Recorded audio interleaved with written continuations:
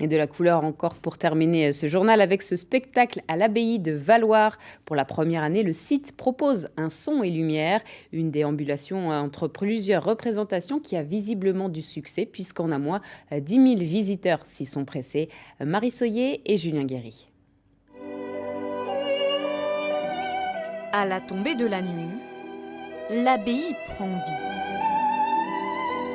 Le bâtiment édifié au XIIe siècle se pare de lumière, un parcours nocturne qui séduit les visiteurs. On a plein les yeux, franchement c'est magnifique. Franchement c'est grandiose. Ça met bien en valeur notre patrimoine, je trouve que c'est super intéressant.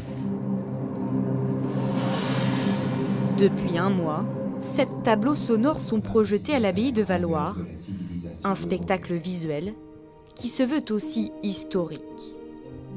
Mais en 1158, elle vient s'installer ici, les moines s'installent ici définitivement. Et ils sont 650 ans présents ici. L'abbatiale abrite encore les dépouilles de plusieurs de ses membres éminents. Le fait de voir que la bâtisse, elle est magnifique, elle est très grande, que justement il y a plein d'histoires à l'intérieur, ça, je trouve ça vraiment épatant. L'association de Valloire, propriétaire des lieux, organise pour la première fois ces déambulations sonores et lumineuses.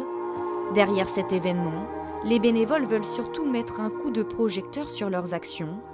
140 enfants sont accueillis ici. Ce n'est pas uniquement un monument historique, c'est également un lieu dans lequel on a continué ce qui avait été l'œuvre de Thérèse Papillon, qui était de s'occuper d'enfants. À cette époque-là, c'était pour lutter contre la maladie. Maintenant, c'est pour lutter contre d'autres difficultés engendrées par la vie d'aujourd'hui. Les entrées payantes et les dons permettront de financer les activités. En un mois, près de 10 000 personnes sont venues admirer le son et lumière. L'année prochaine, à l'occasion du centenaire de l'association, un nouveau spectacle fera briller l'abbaye.